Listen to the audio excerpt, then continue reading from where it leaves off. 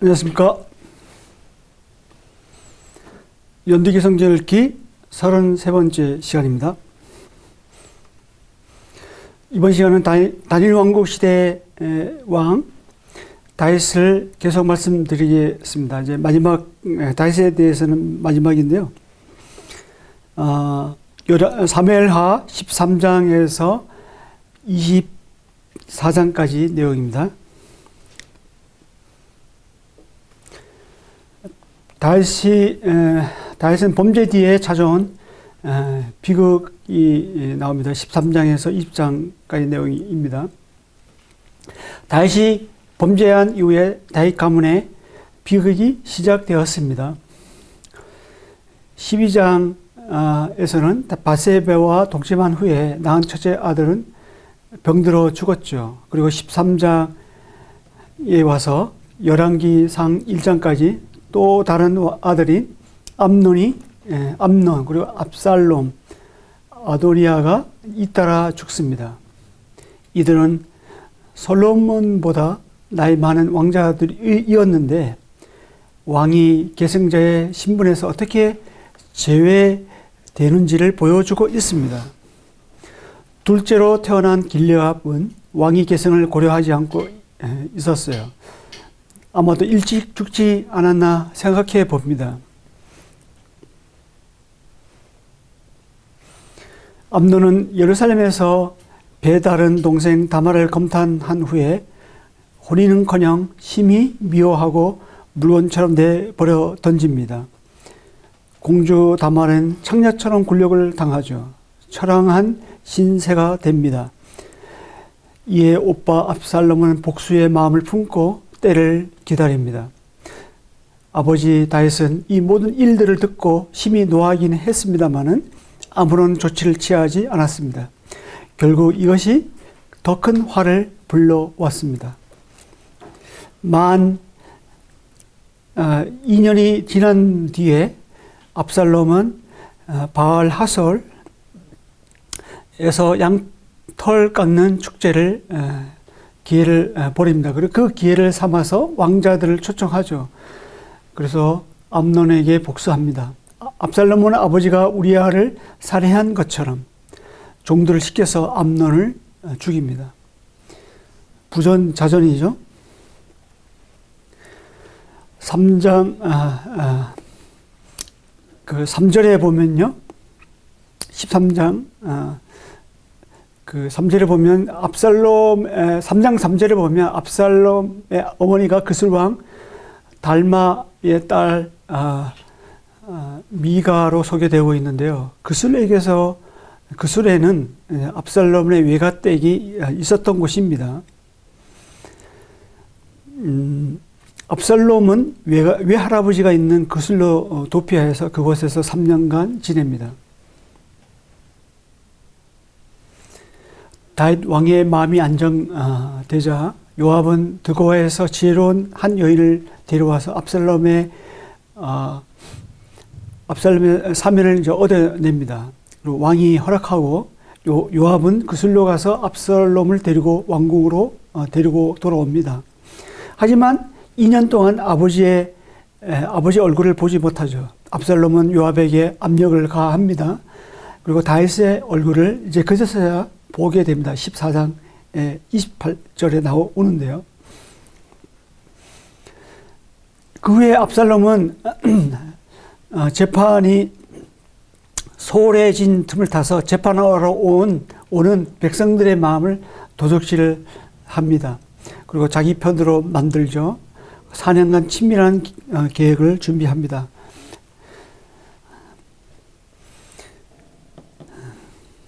그리고 4년 만에 압살롬은 헤브론에 가서 반란을 일으킵니다. 헤브론은 압살롬이 태어난 곳이기도 하고 헤브론 사람들은 수도를 헤브론에서 예루살렘으로 옮긴 것에 대해서 화가 나 있었기 때문에 둘 사이의 이해관계가 잘 맞았죠. 헤브론이 반란 중심지가 되기에 딱 알맞는 조건이 되었습니다. 한때 다윗의 모사가였던 아히도벨은 압살롬과 한편이 됩니다.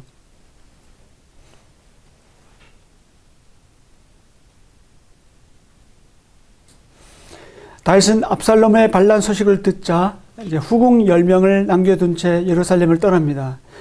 입장이 반대가 됐어요. 전에는 압살롬이 아버지 다윗을 피해 도망했지만 이제는 다윗이 아들을 피해 달아납니다.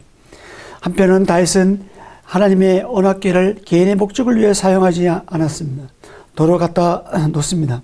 이때 다윗의 친구 후세와 제사장 사독, 그의 아들인 마아스와 아비아달, 그의 아들인 요나단을 예루살렘에 머무르게 합니다. 다윗은 기드론 골짜기를 건너서 감나산을 넘어서 또 그 뒤에 있는 바후림을 통해서 광야 나루터를 향합니다. 반면 압살롬은 예루살렘으로 무혈 입성하게 됩니다. 다윗은 바후림에 이르자 이제 다윗의 친척 시므이가 저주하면서 돌을 던지고 먼지를 날리죠. 심한 모욕을 받은 다윗은 이마저도 하나님의 허락하심으로 알고 하나님께 의탁합니다. 철저히 하나님과 교제하고 있는 다윗의 모습을 볼 수가 있습니다.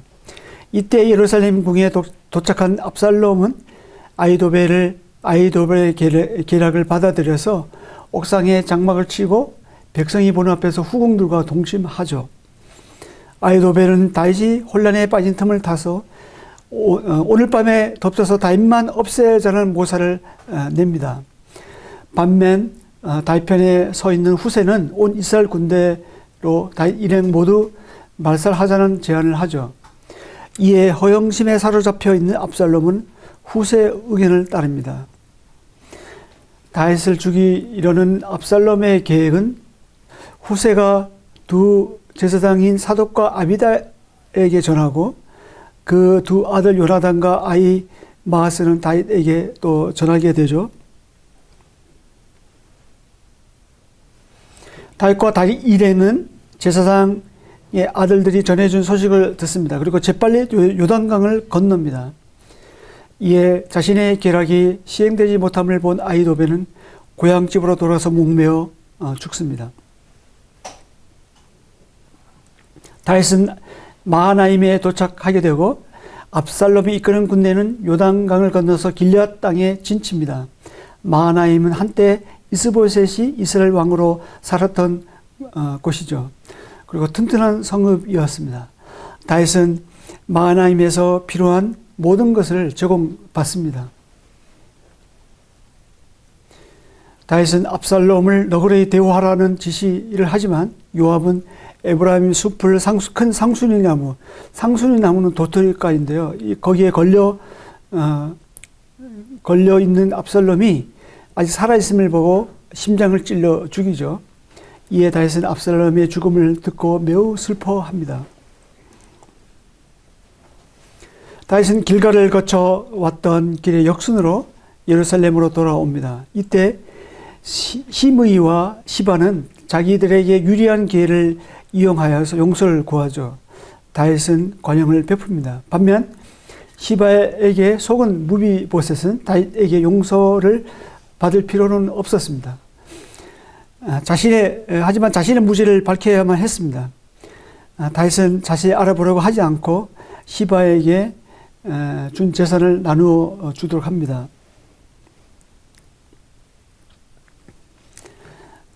세바는 반란을 일으키고 다윗은 세바가 요새화된 성읍으로 피하기 전에 덮치라고 합니다. 요셉의 동생 아비새는 다윗의 용봉비들을 맡았고 아마사는 민명대를 지휘하게 됩니다. 이때 입지가 좁아진 요압은 기브온에서 아마사에게 안부를 묻는 척 하다가 죽이죠. 세바는 지혜로운 한 여인에게 의해 죽임을 당하고 다윗 왕국은 안정을 찾습니다. 보시는 사진이 압살롬이 노새를 타고 가다가 머리가 걸려서 죽게 된 상수리 나무입니다. 도토리과 속한 나무인데요. 우리나라에서는 도토리 나무로 알려져 있습니다.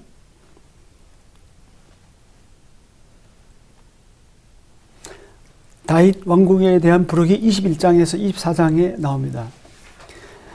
앞에 11장에서 20장까지는요, 다윗의 모습이 어두운 데 반해서 21장에서 24장은 참된 왕으로서 다윗의 모습을 보여주고 있습니다. 21장 사건은 다윗의 통치 초기에 발생했던 것으로 보입니다.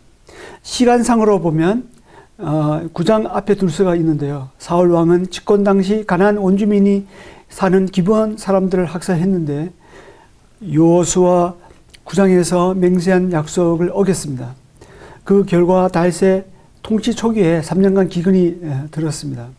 하나님은 그 이유가 사울이 기브온 사람을 죽였기 때문이라고 21장 1절에서 말씀하고 있습니다. 이에 기브온 사람들은 속죄의 방법으로 사울의 자손 7명 죽음을 요구합니다. 그래서 다윗은 사울의 첩 리스바에게서 난 두 아들과 사울의 딸 메라베에게서 난 5 아들 넘겨주고 그들을 목매어 달아 죽게 합니다. 그 후에 하나님이 그 땅의 기도를 들으셨다고 기록되어 있습니다. 21장 14절에 그렇게 나와 있습니다. 그리고 15절에서 22절에 보면 다윗의 용사들이 나오는데요. 이 역시 다윗의 통치 초기에 가깝습니다. 다윗의 용사들은 가드의 거인족들과 싸워서 승리를 거두는 이야기가 납니다. 22장은 다윗의 감사시로서 시편 18편과 내용이 거의 같습니다.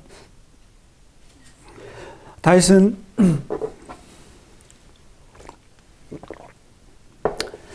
자신이 구원받은 자, 의인으로서 여호와의 능력을 힘입어 원수로부터 승리하였다고 노래하고 있습니다. 그리고 23장은 다윗의 마지막 말과 다윗의 용사들 이름이 나옵니다. 다윗이 어디에 가든지 이길 수 있었던 것은 그와 함께 하나님의 은혜와 그에게 충성을 다했던 용사들이 있었기 때문입니다. 다윗이 제 아무리 골리앗을 물리친 용사를 할지라도 혼자서는 한 나라를 이끌 수 없습니다. 우리도 마찬가지겠죠. 영적 전투에서 이길 수 있는 것은 우리와 함께 하신 하나님의 은혜와 성도들의 기도와 교제가 있기 때문입니다. 따라서 모이기를 피하는 어떤 사람의 습관과 같이 하지 말고 더욱 그날이 가까이 올수록 모이기를 힘써야 하는 이유가 여기에 있습니다.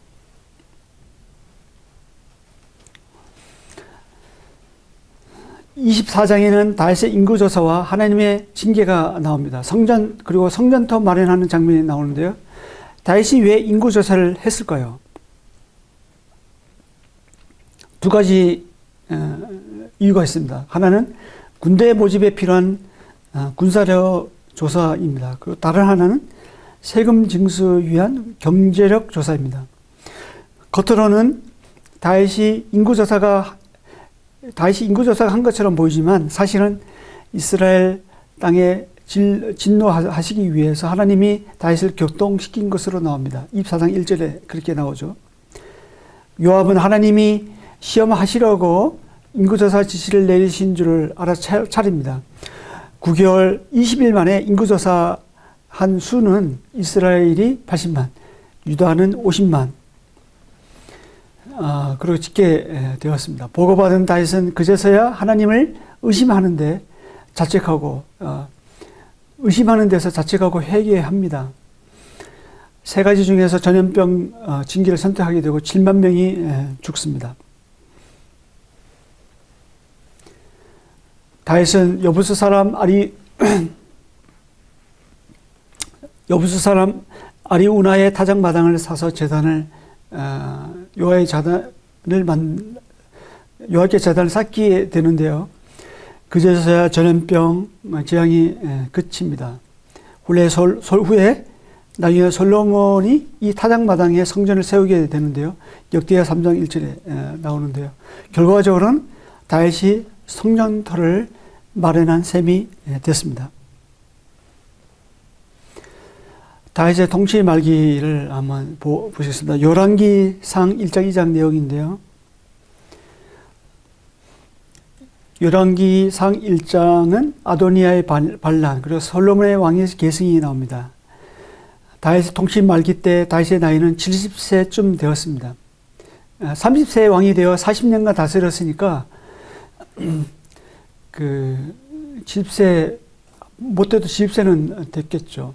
신하들은 젊은 처녀와 관계를 맺게 함으로써 삶의 활력을 주고자 했습니다. 하지만 다윗은 잠자리를 같이 하지 않았습니다. 그만큼 다윗은 노쇠하였고 보살핌을 받아야 하는 처지가 되었습니다.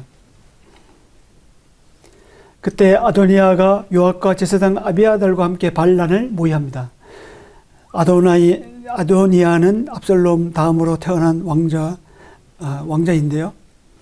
서열로 보나 외모로 보나 누가 봐도 다윗을 이어 왕이 될 사람이었습니다. 아도니아는 자기 방식대로 연애를 베풀고 왕위의 계승을 준비합니다.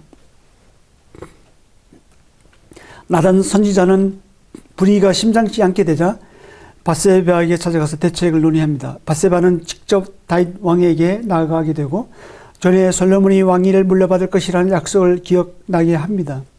이때 나단 선지자는 들어와서 밧세바를 거들게 되고 다윗은 솔로몬에게 기름을 붓고 왕위를 계승하라고 지시합니다. 솔로몬은 왕자에 앉게 되죠. 반란을 주던 아도니아는 솔로몬이 두려워서 제단불을 잡게 됩니다마는 겨우 목숨은 구해냅니다.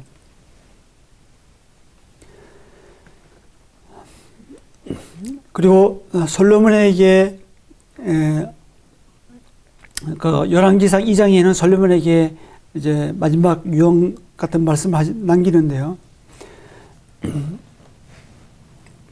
자신의 이제 죽을 날이 얼마 안 된다는 것을 이제 알았던 거죠. 내가 이제 세상 모든 사람이 가는 길로 가게 되었노니 너는 힘써 대장부가 되고 내 하나님 여호와의 명을 지켜 그 길로 행하여 그 법률과 계명과 율례와 증거를 모세 율법에 기록된 대로 지키라. 그리하면 내가 무엇을 하든지 어디를 가든지 형통할지라.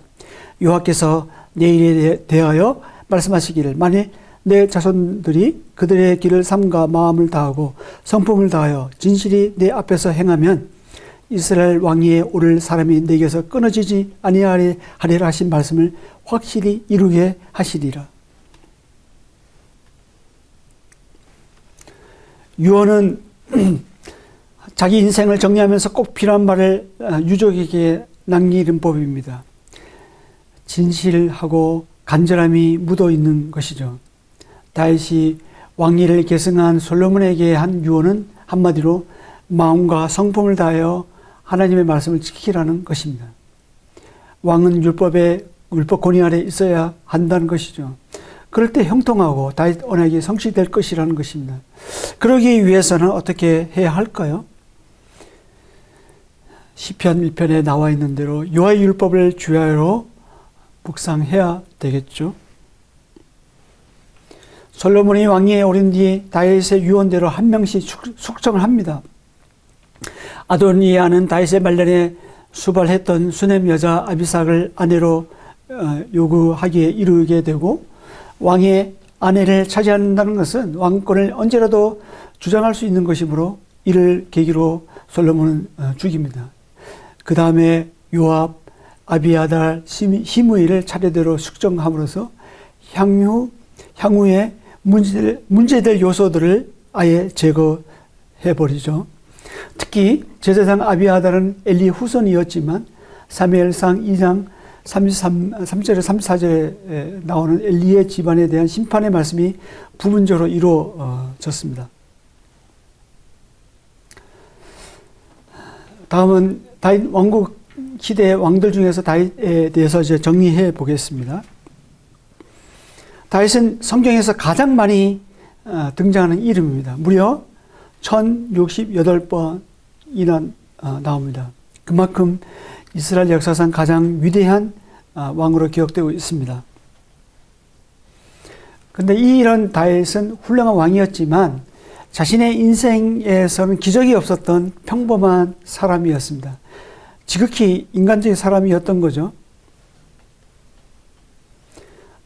다윗은 20대에 사울의 추격을 피해서 도망하는 신세 됐습니다. 지난번 계산에 의하면 15세부터 30세 왕이 되기까지 도망자로 살았으니까 15년간 도망자로 살았죠. 어떻게 보면 꽃단 청년을 광야에서 허송세월 보낸 것처럼 보입니다. 하지만 하나님의 시각에서 보면 다윗은 그 시간이 하나님과 동행하면서 친밀하게 지냈던 때였습니다. 요셉이 요셉되게 만든 것은 요셉의 고난이었습니다. 이처럼 다윗되게 만든 것 역시 다윗의 고난이었습니다.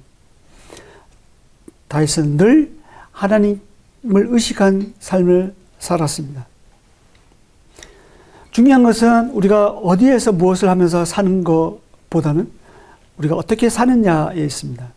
주님과 함께 한 그 시간들은 영적인 재산으로 남겨집니다. 하늘에 쌓아진다는 사실을 기억하면 좋겠습니다. 다윗의 인생에서 터닝 포인트가 있는데요. 두 번의 만남이 있습니다. 한 번은 골리앗과의 만남입니다. 사무엘에게서 왕으로서 기름 부음을 받고 난 다음에 이제 화려하게 이제 등장하게 되는데요. 다윗의 삶은 그때 수직 상승을 했습니다. 근데 또 한 번의 만남이 있었는데 밧세바의 만남입니다. 다윗이 한참 잘 나가고 있을 때 밧세바의 만남은 끝없는 추락으로 가는 계기가 됩니다. 우리도 마찬가지죠. 성공, 만족, 또 잘 된다고 생각할 그때가 바로 사단으로부터 유혹받는 때라는 것입니다.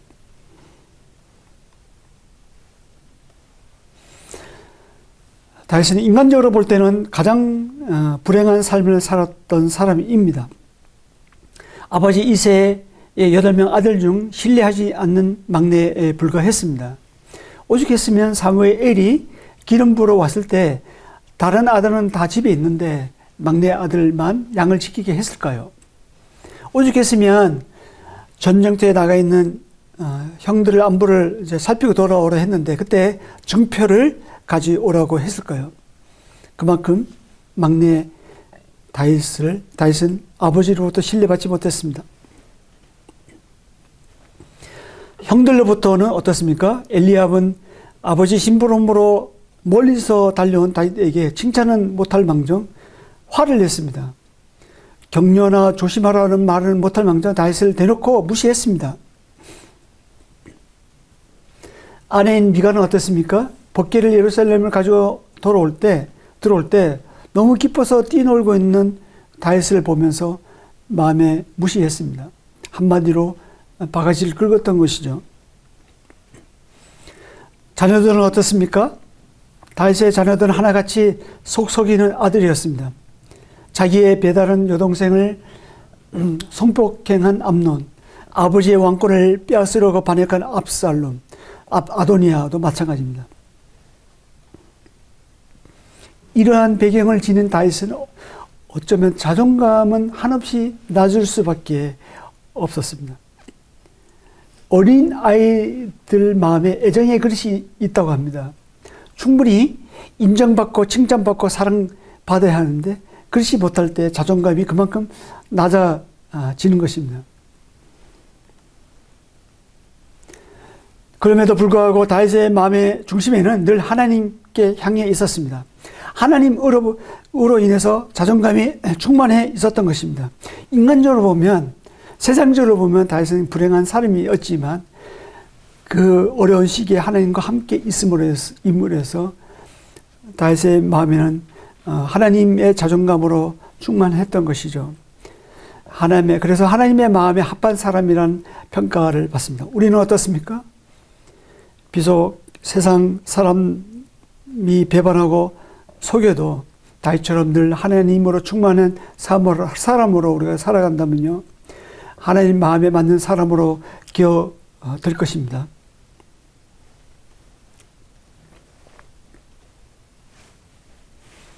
다윗은 하나님 마음에 합한 사람입니다.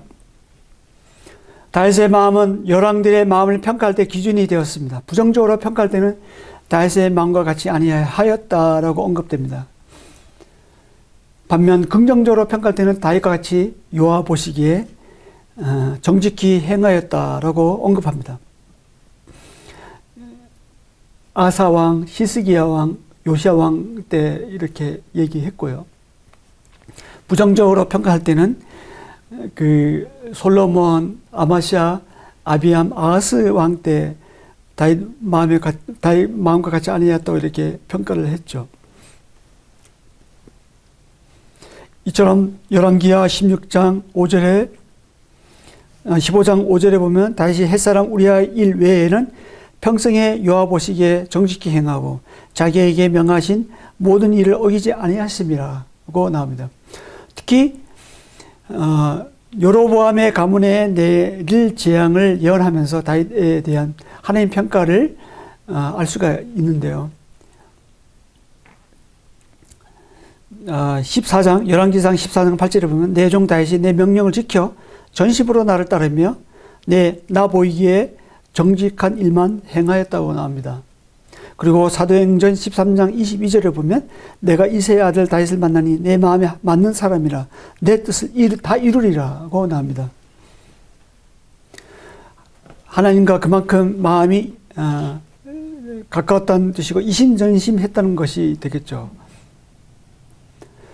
하나님과 마음이 얼마나 가깝게 지냈으면 이런 표현을 했을까요?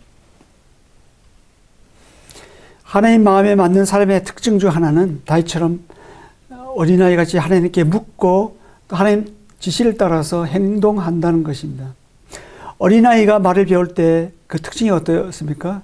부모에게 자주 묻습니다. 엄마 이게 뭐야? 아빠 이게 뭐야? 그렇게 계속 한때 이제 그 때가 있는 것 같아요. 그때는 엄청 물어댑니다. 그때 그것도 몰라 하면서 이렇게 야단치면 안 됩니다. 그거를 친절하게 다 받아줘야지 아이들 마음에 그 자존감도 커지고 그렇게 되는 거예요. 무시하지 마세요. 그때 그런 아이가 커가면서 자아가 발달하면서 묻지 않습니다. 점점 클수록. 그리고 자기 스스로 행동하죠. 그런데 영적으로는 반대입니다. 영적으로 성장할수록 자기를 부인하게 되죠. 어린아이 같이 주인의 뜻을 묻고 주인이 지시한 대로 행동을 합니다. 그래서 다윗이 하나님께 수시로 묻는 이유가 여기에 있습니다.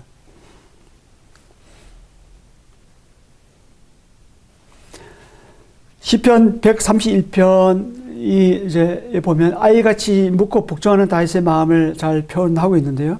여호와여 내 마음이 교만하지 아니하고 내 눈이 오만하지 아니하며 내가 큰 일과 감당하지 못할 놀라운 일을 하려고 힘쓰지 아니하나이다. 실로 내가 내 영혼으로 고요하고 평온하게 하기를 젖된 아이가 그의 어머니 품에 있음같이 하였나니 내 영혼이 젖된 아이와 같도다. 이스라엘아 지금부터 영원까지 여호와를 바랄지어다. 3절에 보면 이것을 3절을 세 번역으로 읽으면 이스라엘아 이제부터 영원까지 오직 주님만을 의지하여라 입니다. 어린아이와 같이 여호와께 묻는 것은 오직 주님만을 의지하겠다는 뜻이죠. 우리도 다윗처럼 하나님의 마음, 하나님의 마음이 내 마음이 되도록 수시로 묻고 또 하나님 지시대로 복종해야 하지 않을까요?